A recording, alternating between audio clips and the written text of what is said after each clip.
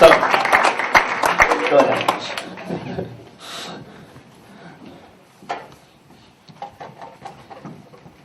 Thank you, Anne. To read something from Creative America in 1962. And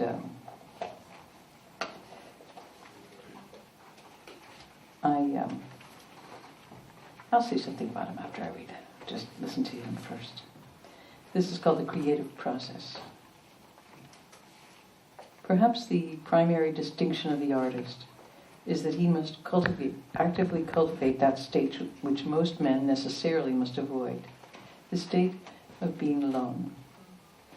That all men are, when the chips are down, alone, is a banality. A banality because it is very frequently stated, but very rarely on the evidence believed. Most of us are not compelled to linger with the knowledge of our aloneness, for it is a knowledge which can paralyze all action in this world. There are forever swamps to be drained, cities to be created, minds to be exploited, children to be fed. And none of these things can be done alone. But the conquest of the physical world is not man's only duty. He is also enjoined to conquer the great wilderness of himself. The role of the artist, then, precisely is to illuminate that darkness, blaze roads through that vast forest, so that we will not in all our doing lose sight of its purpose, which is, after all, to make the world a more human dwelling place. The state of being alone is not meant to bring to mind merely a rustic musing beside some silver lake. The aloneness of which I speak is much more like the aloneness of birth or death. It is like the fearful aloneness which one sees in the eyes of someone who is suffering, whom we cannot help. Or it is like the aloneness of love, that force and mystery which so many have extolled and so many have cursed, but which no one has ever understood or ever really been able to control. I put the matter this way, not out of any desire to create pity for the artist, God forbid, but to suggest how nearly, after all, is his state the state of everyone, and an attempt to make vivid his endeavor. The states of birth, suffering, love, and death are extreme states. Extreme, universal, and inescapable. We all know this, but we would rather not know it. The artist is present to correct the delusions to which we fall prey in our attempts to avoid this knowledge. It is for this reason that all societies have battled with that incorrigible disturber of the peace, the artist. I doubt that future societies will get on with him any better.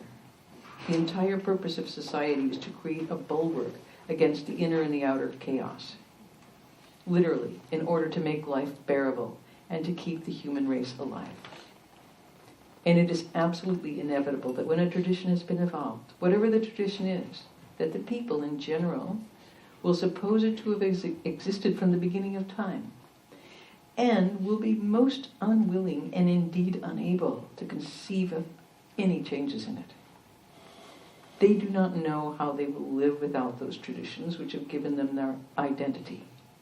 Their reaction, when it is suggested that they can or that they must, is panic.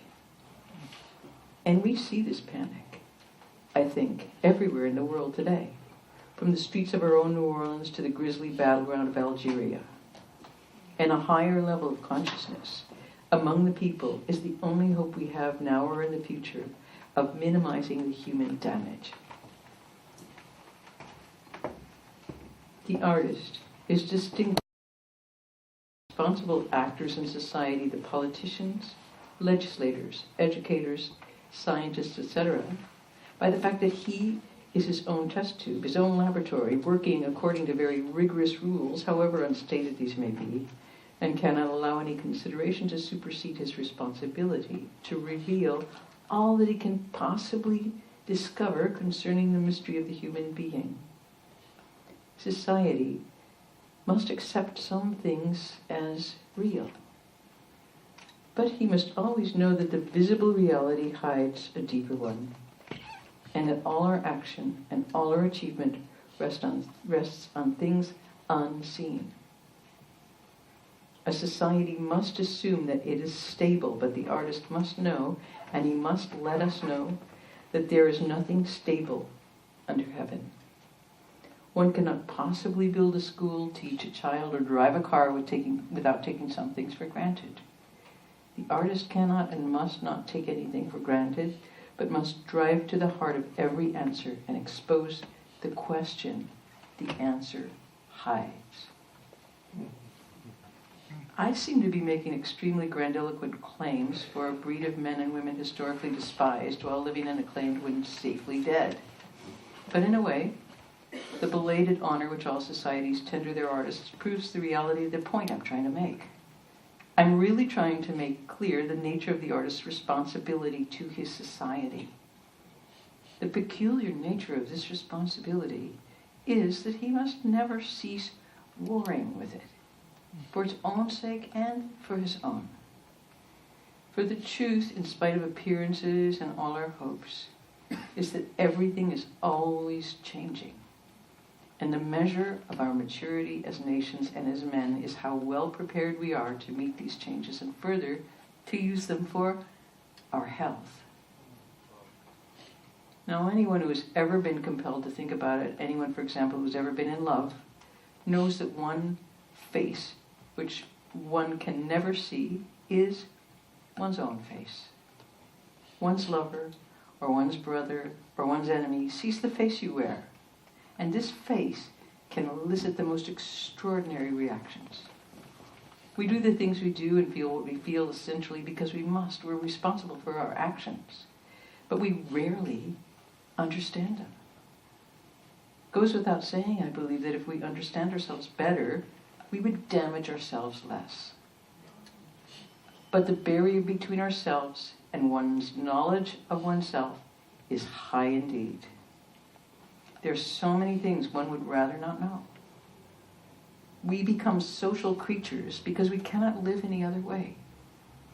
But in order to become social, there are a great many other things which we must not become, and we are frightened, all of us, of those forces within us which perpetually menace our precarious security. Yet the forces are there, and we cannot will them away.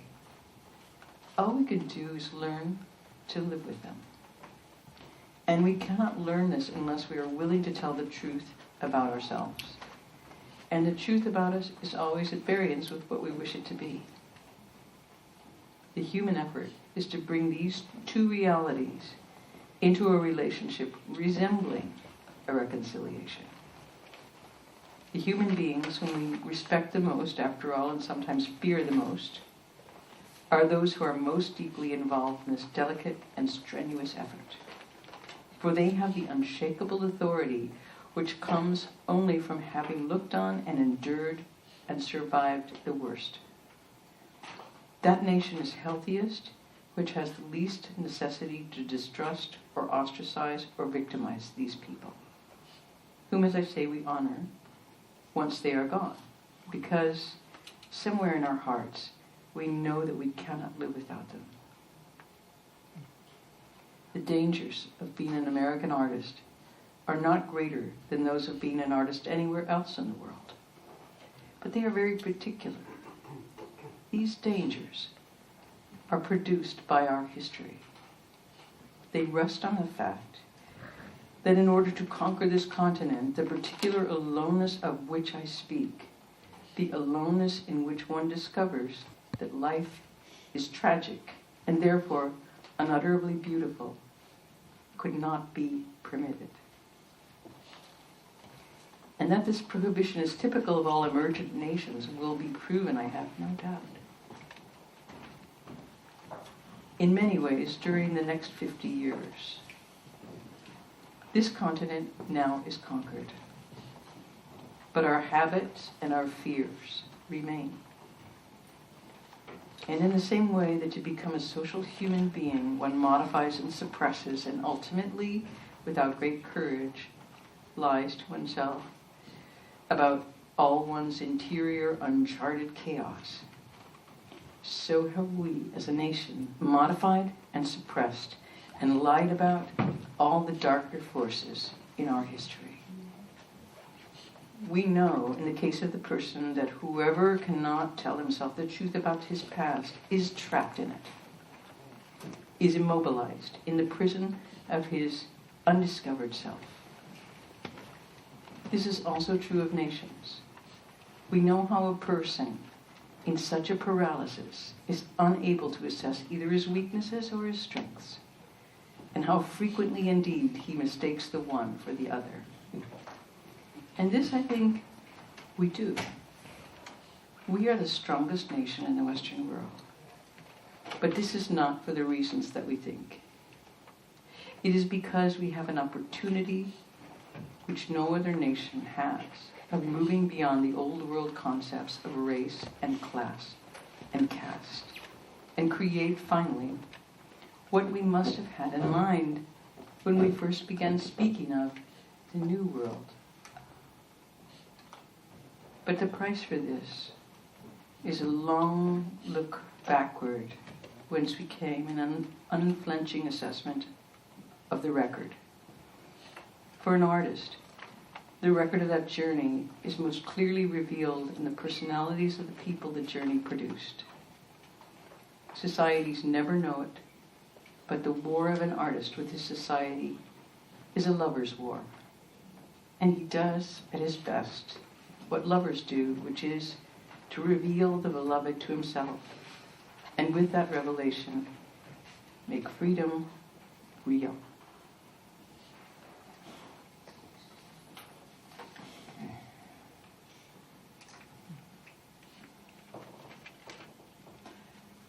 I appreciate James Baldwin mostly, well, for many things, and for writing like this about freedom, and also because he is an expat, and I kind of relate to that. The ability to look at his situation in his country and his colleagues, and put a little distance between himself and that situation. In his case, in moving away, like a lot of great American writers, thinking of who kind of got out of the water.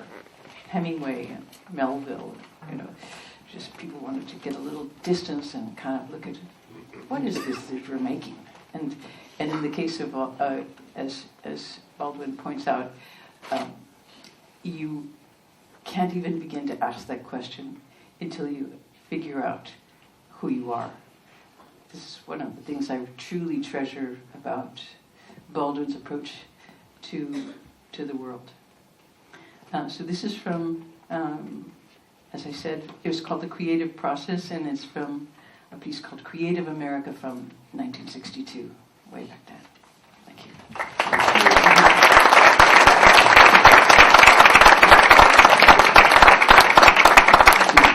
As you were reading that, I was reminded of a great line of John Cage's, where John Cage says, some people are afraid of new ideas.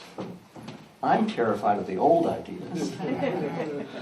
But one of our great pleasures in this whole festival is that we are collaborating with the James Baldwin High School, which is just around the corner.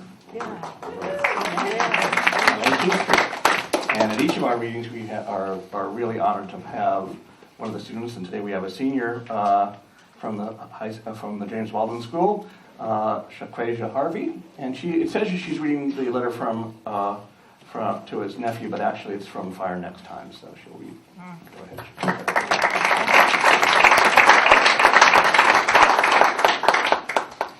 My name is Shaquasia Harvey, and the piece that I'm prepared to read struck me because for years African Americans lived through sufferance, and James Baldwin was able to capture so much of it in just one piece, and that amazes me.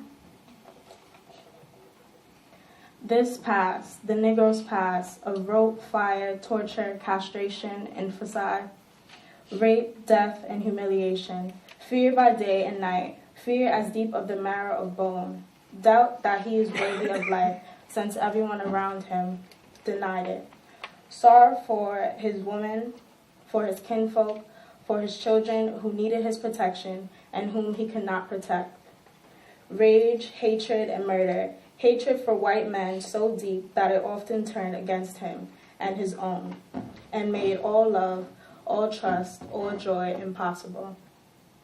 This past, this endless struggle to achieve and reveal and confirm a human identity, human authority, yet contains in all its horror something very beautiful. I do not mean to be sentimental about suffering. Enough is certainly as good as a feast. But people who cannot suffer can never grow up, can never discover who they are. That man who is forced each day to snatch his manhood, his identity, out of the fire of the human cruelty that rages to destroy it knows, if he survives his effort, and even if he does not survive it, he knows something that no school, and indeed no church, can teach. He achieves his own authority, and that is unshakable. This is because, in order to save his life, he is forced to look beneath appearances, to take nothing for granted, and to hear the meaning behind every word. If one is continuously surviving the worst that life can bring, one eventually ceases to be controlled by fear. Whatever it brings must be borne, and at this level of experience, one's bitterness begins to be palatable, and hatred becomes too heavy a sack to carry. The apprehension of life here so briefly and inadequately sketched has been experienced for generations of Negroes, and it helps to explain how they have endured and how they have been able to produce children of kindergarten age who can walk through mobs to get to school. It demands great force and great cunning continuously to assault the mighty and indifferent fortress of white supremacy, as Negroes in this country have been doing for so long. It demands great spiritual resistance not to hate the one whose foot is on your neck, and an even greater miracle and perception and charity not to teach your children to hate. The Negro boys and girls who are facing mobs today come out of a long line of aristocrats, the only genuine aristocrats this country has ever produced. I say this country because the frame of reference was totally American. They were hewing out of the mountain of white supremacy, the stone of individuality. I have great respect for the unsung army of black men and women who trudged down the back lanes and entered the back doors, saying yes, sir, and no, ma'am, in order to acquire a new roof from the schoolhouse, for new books, a new chemistry lab, and even more beds in the dormitories. They did not like saying yes, sir, or no, ma'am, but the country was in no hurry to educate Negroes. These black men and women knew that the job had to be done, and they put their pride in their pockets in order to do it. It is very hard to believe that they were in any way inferior to white men and women who opened these back doors. It is very hard to believe that those men and women raising their children, eating their greens, crying their curses, weeping their tears, singing their songs, making their love as the sun rose, as the sun set, were in any way inferior. We must avoid the European era. We must not suppose that because the situation, the ways, the perception, the black people are so radically different from those of whites, they were racially superior. I am proud of these people, not because of their color, but because of their intelligence and their spiritual force and their beauty. The country should be proud of them too, but alas, not many people in this country even know of their existence. And the reason for this ignorance is that a knowledge of the role these people play, American life will reveal more about America to Americans than Americans wish to know.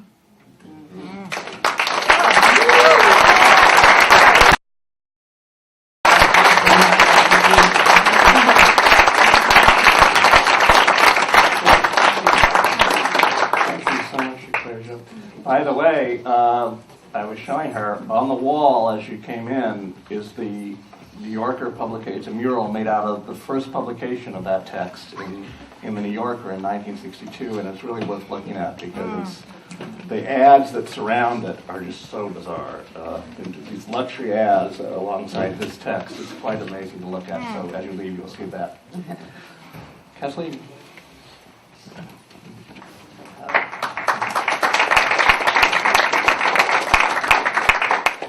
I'm Kathy Chalfant. I turned 17 in 1962.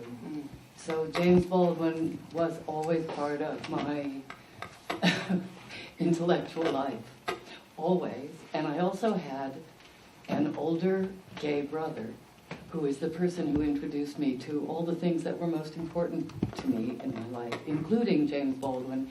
And I spent a lot of time confusing my brother Alan with James Baldwin. They had a great deal in common. They were glamorous and dangerous and fierce. And so anyway. And I missed him actually by 1 year because I went to Stanford and I got there in 1962.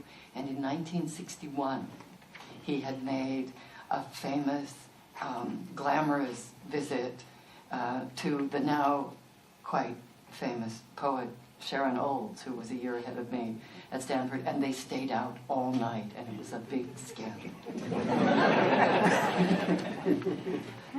So I always felt a little attached to that.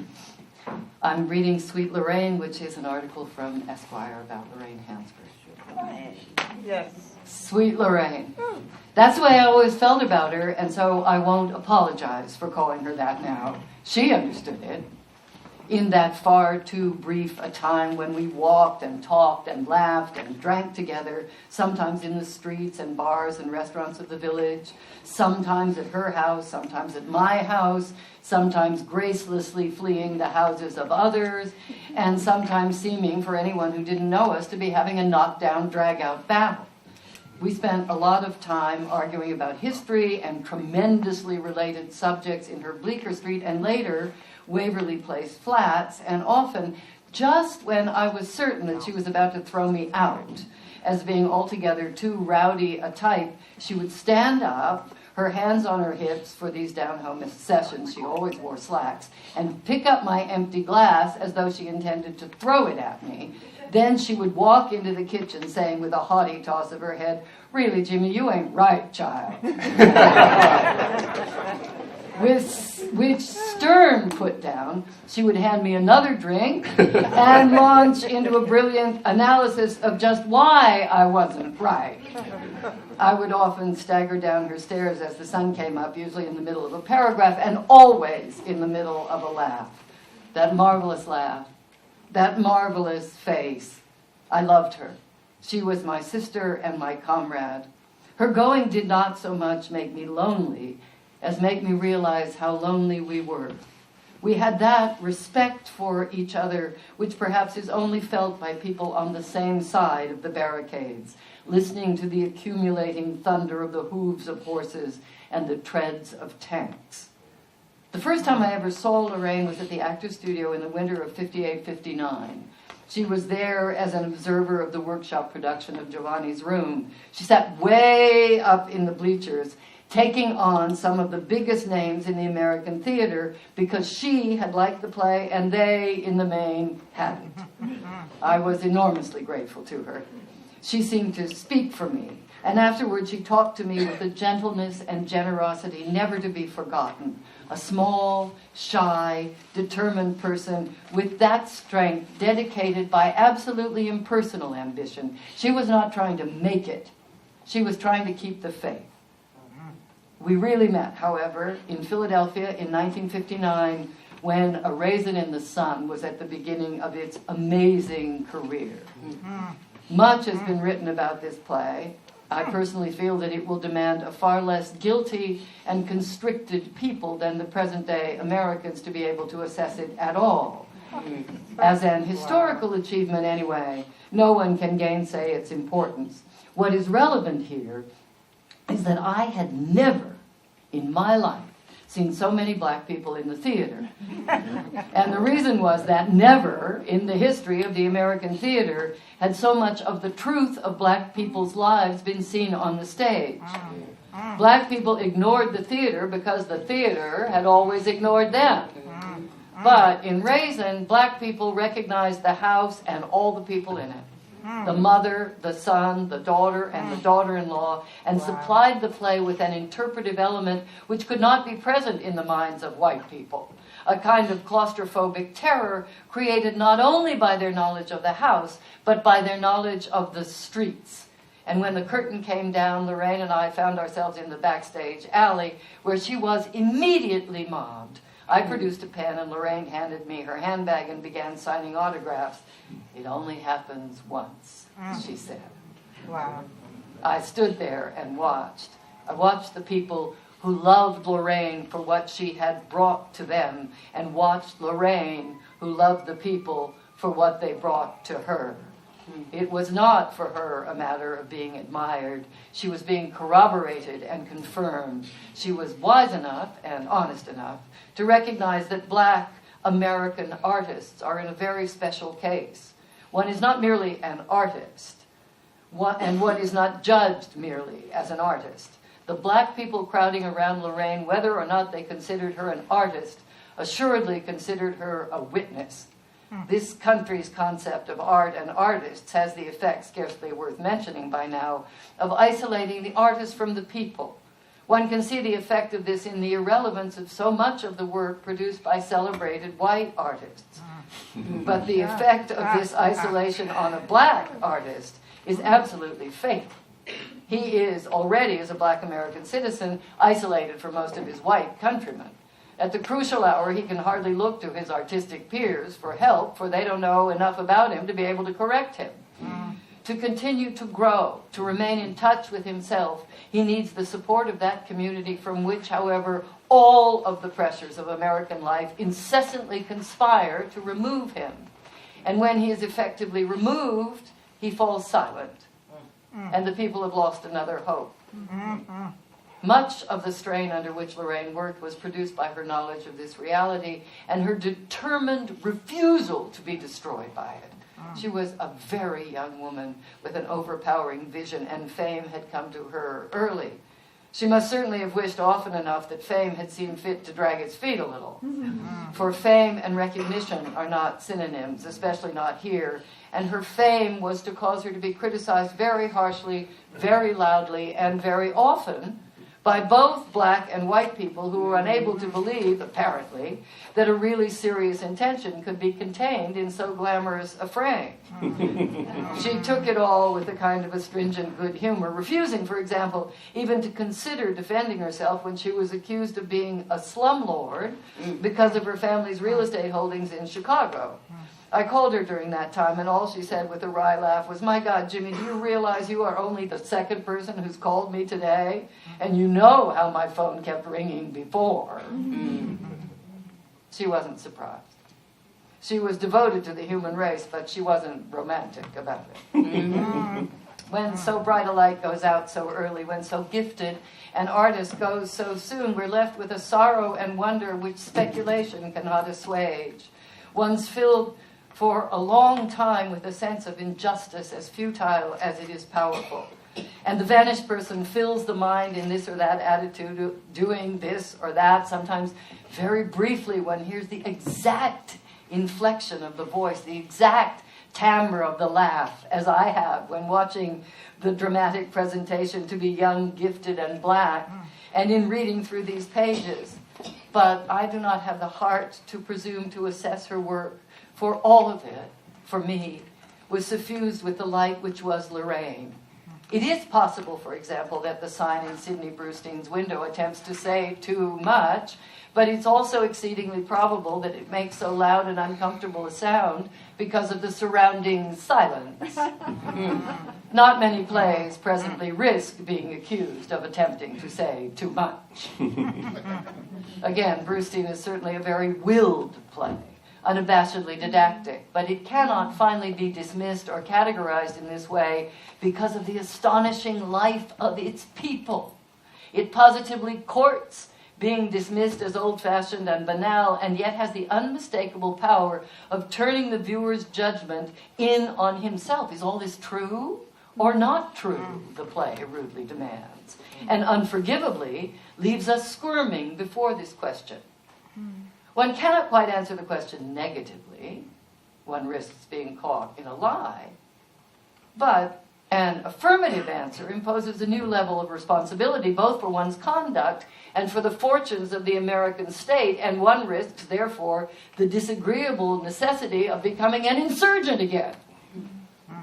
For Lorraine made no bones about asserting that art has a purpose, and that its purpose was action, that it contained the energy which could change things. It would be good, selfishly, to have her around now, that small, dark girl with her wit, her wonder, and her eloquent compassion. I've only met one person Lorraine couldn't get through to, and that was the late Bobby Kennedy.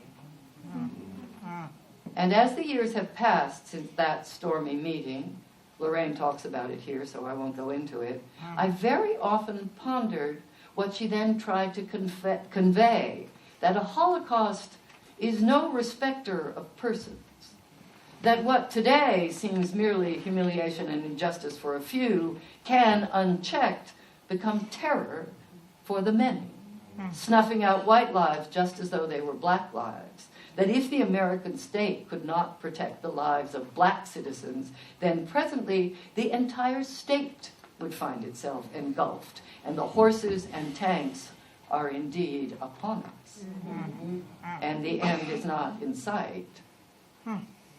Perhaps it's just as well, after all, that she didn't live to see with the outward eye what she so clearly saw with the inward one, and it's not at all far-fetched to suspect that what she saw contributed to the strain which killed her, for the effort to which Lorraine was dedicated is more than enough to kill a man. I saw Lorraine in her hospital bed as she was dying. She tried to speak, but she couldn't. She didn't seem frightened or sad, only exasperated that her body no longer obeyed her. She smiled and waved. But I prefer to remember her as she was the last time I saw her on her feet. We were at, of all places, the Pen Club. She was seated, talking, dressed all in black, wearing a very handsome wide black hat, thin and radiant. I knew she'd been ill, but I didn't know then how seriously. I said, "Lorraine, baby, you look beautiful. How in the world do you do it?" She was leaving. I have the impression she was on a staircase. And she turned and smiled that smile and said, "It helps to develop a serious illness, Jimmy." And waved and disappeared.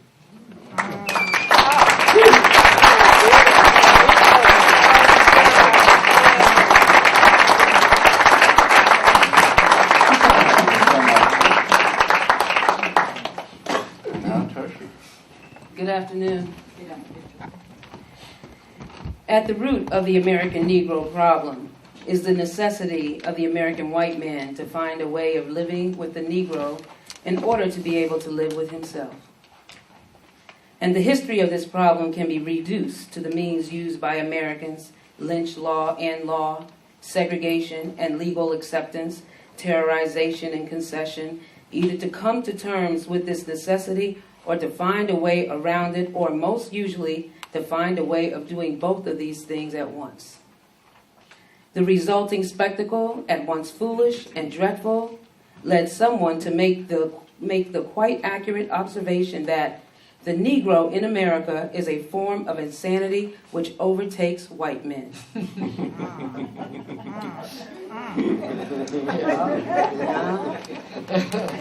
In this long battle, a battle by no means finished, the unforeseeable effects of which will be felt by many future generations, the white man's motive was the protection of his identity. The black man was motivated by the need to establish an identity. And despite the terrorization which the Negro in America endured and endures sporadically until today, despite the cruel and totally inescapable ambivalence of the status in this country, the battle for his identity has long ago been won. He is not a visitor to the West, but a citizen there, an American, as American as the Americans who despise him, the Americans who fear him, the Americans who love him, the Americans who became less than themselves or rose to be the greater than themselves by virtue of the fact that the challenge he represented was inescapable. He is perhaps the only black man in the world whose relationship to white men is more terrible, more subtle, and more meaningful than the relationship of bitter possessed to uncertain possessor.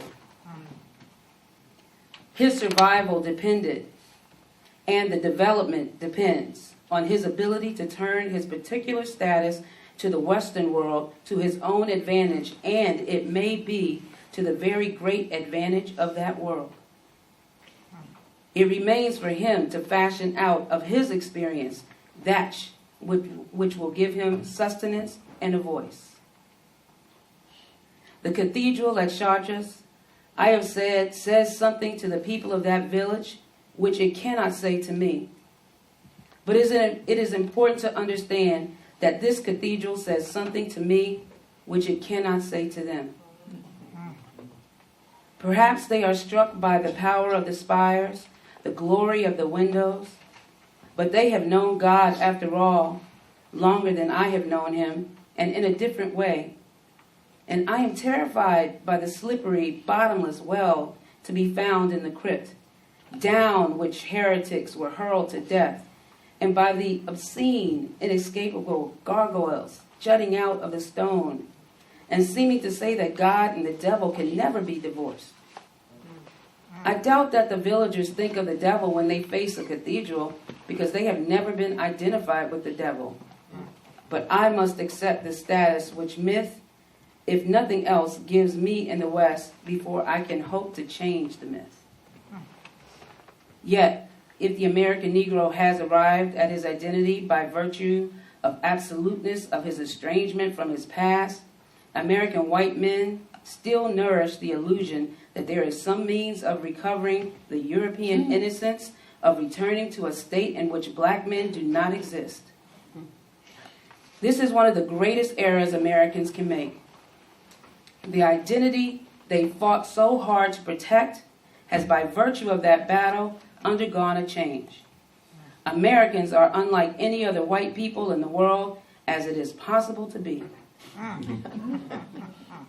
I do not think, for example, that it is too much to suggest that the American vision of the world, which allows so little reality, generally speaking, for any of the darker forces in human life, which tends until today to pin moral issues of glaring black and white, owes a great deal to the battle waged by Americans to maintain between themselves and black men a human separation which could not be bridged. It is only now beginning to be born in on us, very faintly. It must be admitted, very slowly, and very much against our will, that this vision of the world is dangerously inaccurate and perfectly useless. For it protects our moral high-mindedness at the terrible expense of weakening our grasp of reality. People who shut their eyes to reality simply invite their own destruction. And anyone who insists on remaining in a state of innocence long after that innocence is dead turns himself into a monster. The time has come to realize that the interracial drama acted out on the American continent has not only created a new black man, it has created a new white man too. No road whatever will lead Americans back to the simplicity of this European village where white men still have the luxury of looking on me as a stranger. I am not really a stranger anymore for any American alive. One of the things that distinguishes Americans from other people is that no other people has ever been so deeply involved in the lives of black men, and vice versa. This fact, faced with all its implications, it can be seen that the history of the American Negro problem is not merely shameful, it is also something of an achievement. For even when the worst has been said, it must be added that the perpetual challenge posed by the problem was also somehow perpetually met. It is precisely this black-white experience which may prove of indispensable value to us in the world we face today. The world is white no longer, and it will never be again.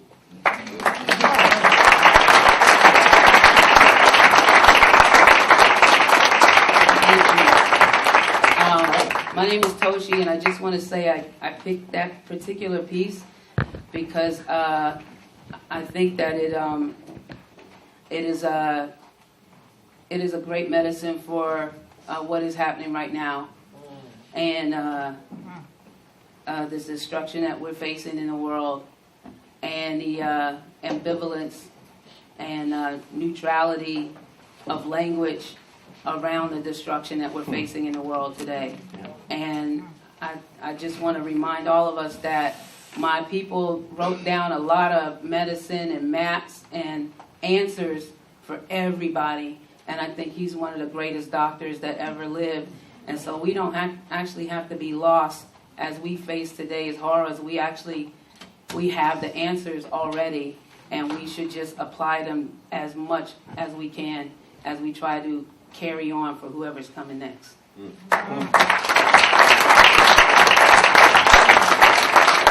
so much. Just one quick comment, Audrey, before you start. Today there's a big article in the Times about how Baldwin isn't being read as much as it used to be read. And it's a terrific article with one comment I would make, though. It talks primarily about how he's not being read in black contexts, or if he is being read as in black context. That is not the point. Yeah, but the point is, what I want to be clear, the ones that it gives us examples are primarily black schools. And the point I want to make is that Baldwin needs to be read in white schools. I mean, that Baldwin is addressing whites incredibly strongly, and that's where he really needs to be read too. Anyway, Andre, great to have you.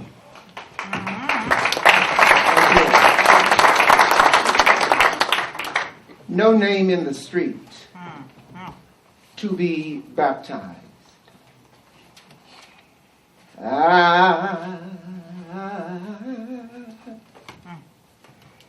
I told Jesus it would be all right if it changed my name. I told Jesus it would be all right if it changed my name. I told Jesus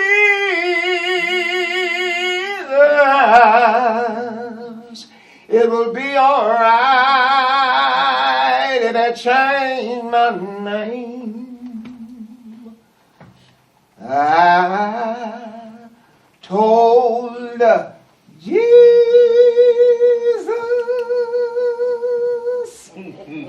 it would be all right if it changed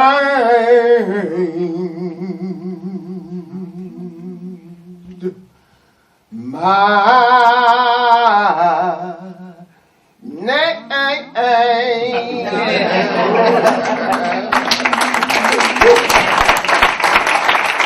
All of the Western nations have been caught in a lie. The lie of their pretended humanism. This means that their history has no moral justification and that the West has no moral authority. Malcolm, yet more concretely than Frantz Fanon, since Malcolm operated in the Afro-American idiom and referred to the Afro-American situation, made the nature of this lie and its implications relevant and articulate to the people whom he served. He made increasingly articulate the ways in which this lie, given the history and the power of the Western nations, has become a global problem menacing the lives of millions. Vile as I am, states one of the characters in Dostoevsky's The Idiot, I don't believe in the wagons that bring bread to humanity. For the wagons that bring bread to humanity without any moral basis for conduct may coldly exclude a considerable part of humanity from enjoying what is brought. So it has been already. Indeed. And so it is now. Dostoevsky's personage was speaking of the impending proliferation of railways and the then prevalent optimism, which was perfectly natural, as to the uplifting effect this conquest of distance would have on the life of man. But Dostoevsky saw that the rise of this power would coldly exclude a considerable part of humanity. Indeed, it was on this exclusion that the rise of this power inexorably depended. And now the excluded, so it has been already, whose lands have been robbed of the minerals, for example, which go into the building of railways and telephone wires and TV sets and jet airliners and guns and bombs and fleets, must attempt at exorbitant cost to buy their manufactured resources back, which is not even remotely possible, since they must attempt this purchase with money borrowed from their exploiters.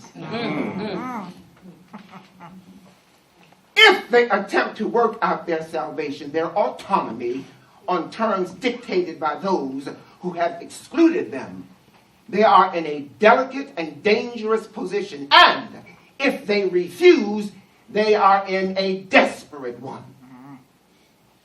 It is hard to know which case is worse. In both cases, they are confronted with the relentless necessities of human life and the rigors of human nature. Anyone, for example, who has worked in or witnessed any of the anti-poverty programs in the American ghetto has an instant understanding of foreign aid in the underdeveloped nations. In both locales, the most skillful adventurers improve their material lot. The most dedicated of the natives are driven mad or inactive or underground by frustration, while the misery of the hapless, voiceless millions is increased. And not only that, their reaction to their misery is described to the world as criminal. Right. Nowhere in this grisly pattern clearer than it is in America today. But what America is doing within her borders, she is doing around the world. One has only to remember that American investments cannot be considered safe wherever the population cannot be considered tractable. With this in mind, consider the American reaction to the Jew who boasts of sending arms to Israel, and the probable fate of an American black who wishes to stage a rally for the purpose of sending arms to black South Africa. America proves certainly, if any nation ever has, that man cannot live by bread alone. On the other hand, men can scarcely begin to react to this principle until they, and still more their children, have enough bread to eat. Right. Hunger has no principles. It simply makes men at worst wretched and at best dangerous. Also, it must be remembered, it cannot be overstated, that those centuries of oppression are also the history of a system of thought. So that both the X-man who considers himself master and the X-man who is treated like a mule suffer from a particular species of schizophrenia in which each contains the other, in which each longs to be the other. What connects slave to master, observes David Cott in his novel The Decline of the West, is more tragic than that which separates them. It is true that political freedom is a matter of power and has nothing to do with morality. And if one had ever hoped to find a way around this principle, the performance of power at bay, which is the situation of the Western nations and the very definition of the American crisis, has dashed this hope to pieces.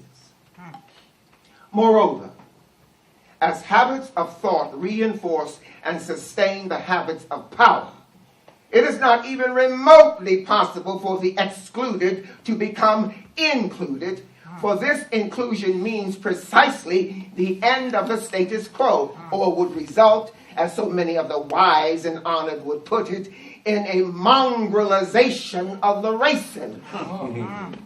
But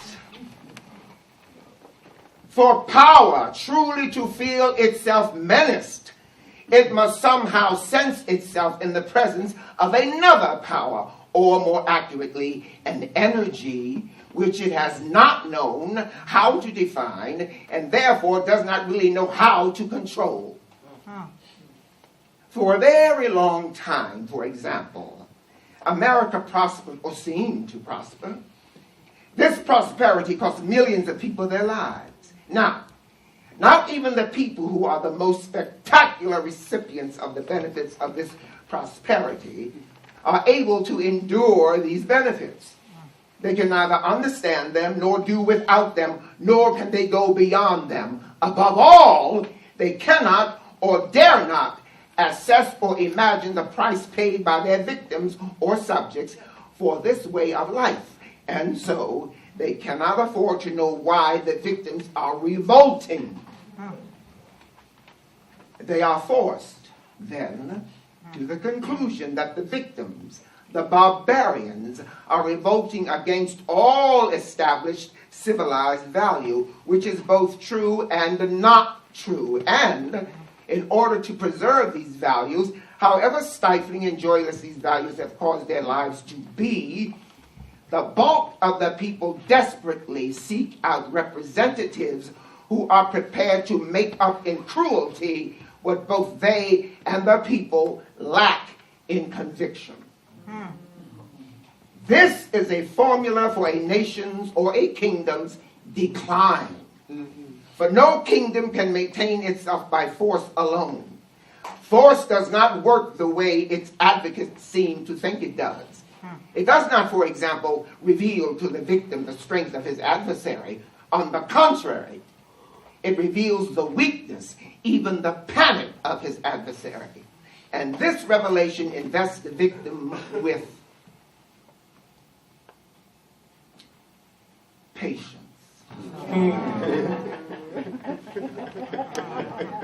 Furthermore, it is ultimately fatal to create too many victims. The victor can do nothing with these victims, for they do not belong to him, but to the victims. They belong to the people he is fighting. The people know this, and as inexorably as the roll call, the honor roll of victims expands, so does their will become inexorable. They resolve that these dead, their brethren, shall not have died in vain. When this point is reached, however long the battle may go on, the victor can never be the victor. On the contrary, all his energies, his entire life, are bound up in a terror he cannot articulate, a mystery he cannot read, a battle he cannot win. He has simply become the prisoner of the people he thought to cow, chain, or murder into submission. Power, then, which can have no morality in itself, is yet dependent on human energy, on the wills and desires of human beings. When power translates itself into tyranny, it means that the principles on which that power depended and which were its justification are bankrupt. When this happens, and it is happening now, power can only be defended by thugs and mediocrities and seas of blood. The representatives of the status quo are sickened and divided and dread looking into the eyes of their young,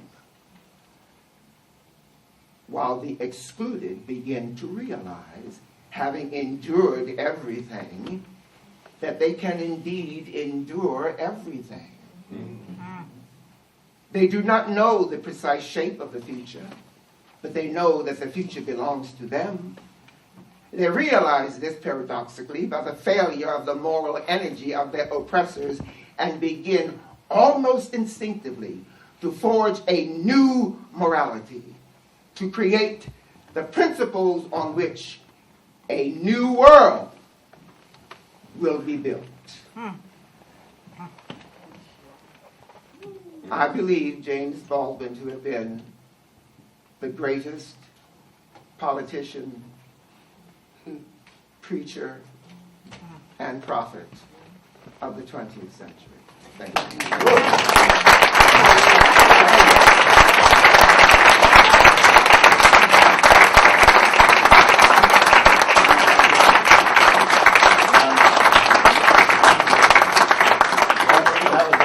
Andre, and some of you may not know that Baldwin, in his early youth, when he was 12, 13, 14 years old, was a child preacher. He was a very famous child preacher in Harlem. And you were channeling that there. Thank you. Jesse. Afternoon, everybody. I was just sitting here thinking about the gratitude I owe Mr. Baldwin. When I was a kid, I heard Neil deGrasse Tyson say something the other day that just stuck with me, which is, we have children. We spend the first couple of years of their lives teaching them to walk and talk, and then the rest of the time telling them to sit down and shut up. And I grew up, unfortunately, in a home and a community where you weren't encouraged to express yourself. You weren't encouraged to use beautiful words to say how you feel. You weren't even encouraged to feel. And I don't remember how old I was, but I know that there was only a few channels on the TV back then. And I saw something on PBS where Baldwin was sitting talking, and I was shocked by the fact that he could express himself the way he could. That he could use these big, giant, delicious, chewy words, some that I didn't even understand. And he was obviously telling the truth. And to see a black man be that expressive and that honest was shocking to me, and therefore taught me a lesson. I didn't have to be stupid. I didn't have to be quiet. I could express myself, and I could use words that you may not know, but I can teach you what they mean. So that's my gratitude towards him. I'm going to read a little bit from Giovanni's room. I met Giovanni during my second year in Paris when I had no money. On the morning of the evening that we met, I had been turned out of my room. I did not owe an awful lot of money, only around 6,000 francs. But Parisian hotel keepers have a way of smelling poverty, and they do what anybody does who's aware of a bad smell. They throw whatever stinks outside. My father had money in his account, which belonged to me, but he was very reluctant to send it because he wanted me to come home. To come home, as he said, and settle down. And whenever he said that, I thought of the sediment at the bottom of a stagnant pond.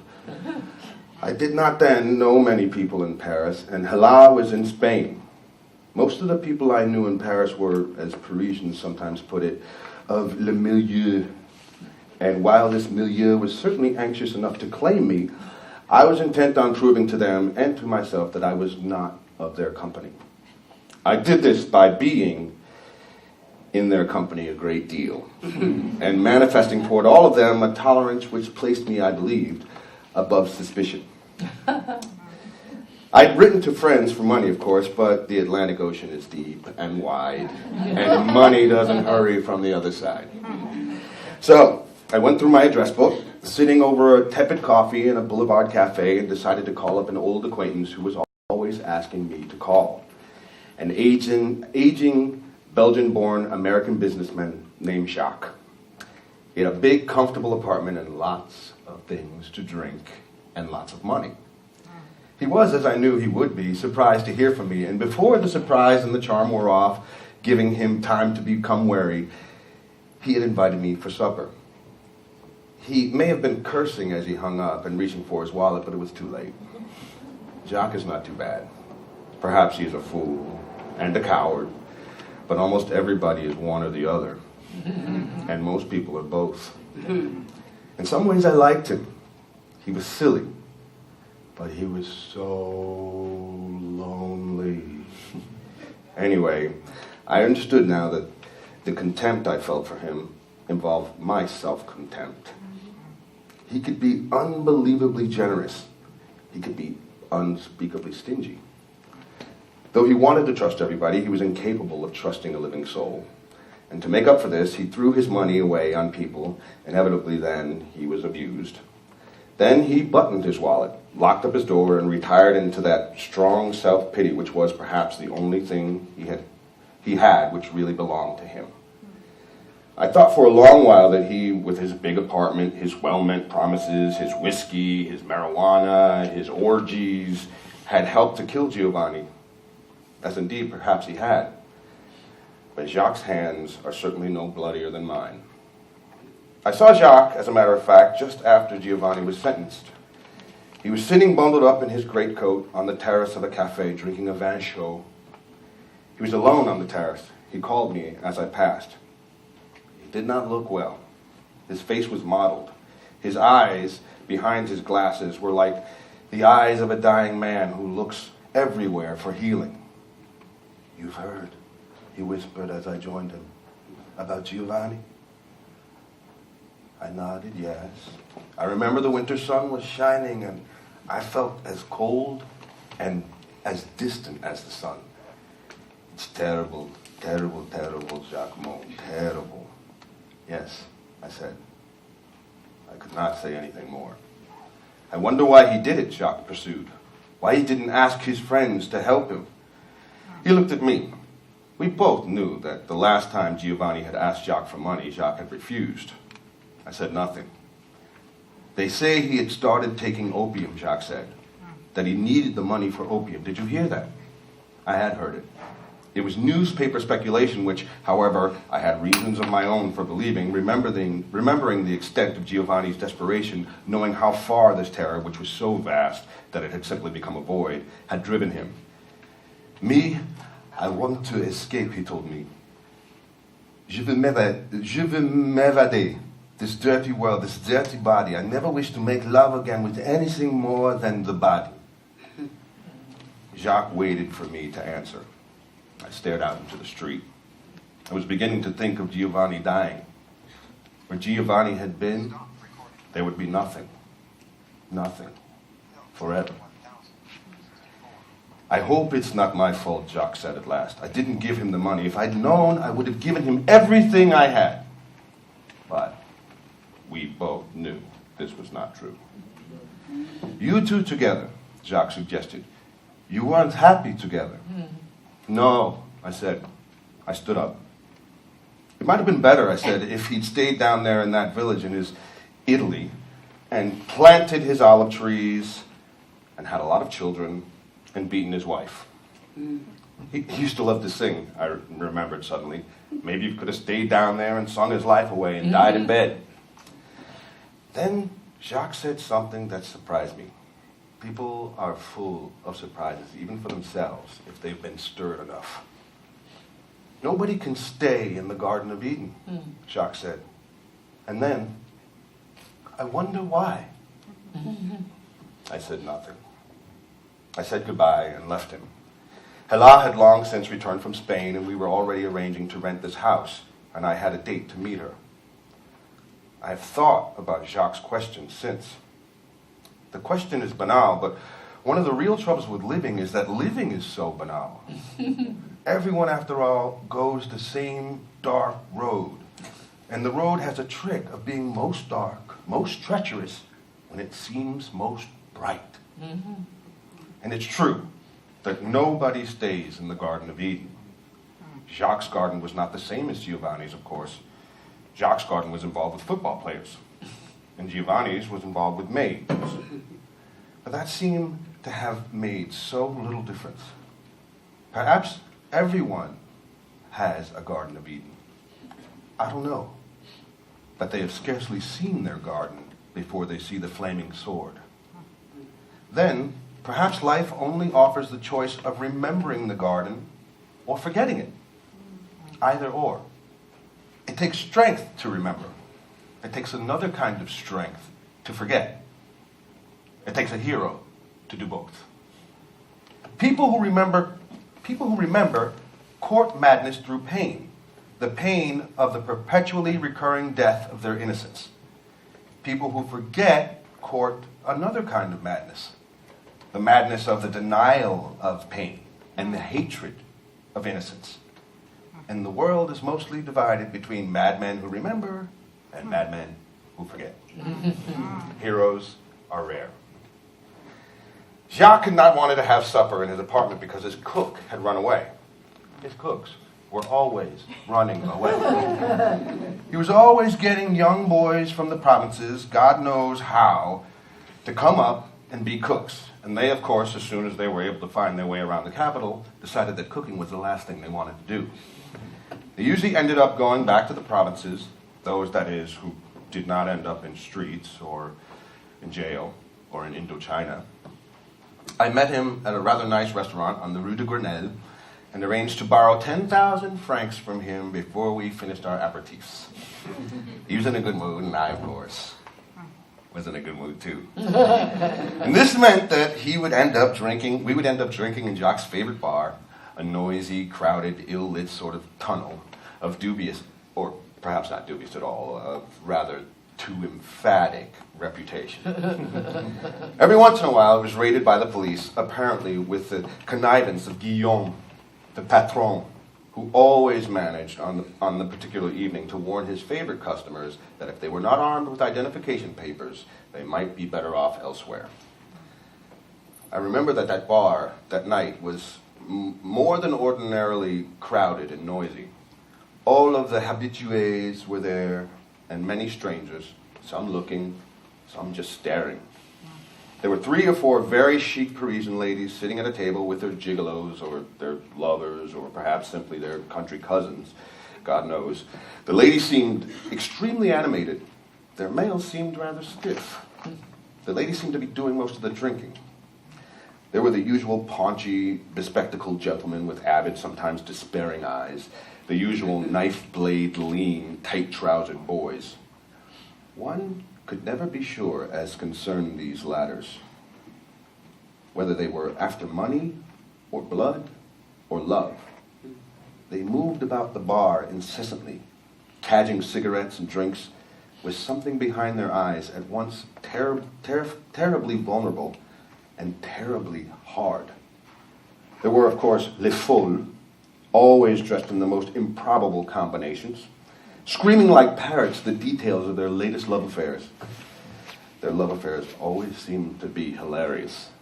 Occasionally one would swoop in quite late in the evening to convey the news that he, but they always called each other she, had just spent time with a celebrated movie star or boxer.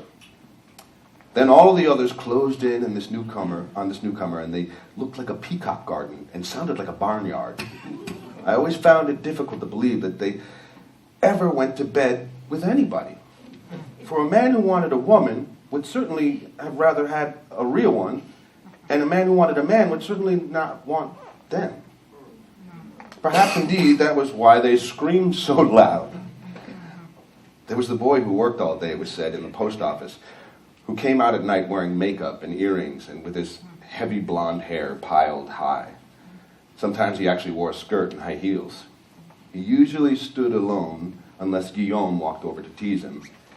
People said that he was very nice, but I confess that his utter grotesqueness made me uneasy.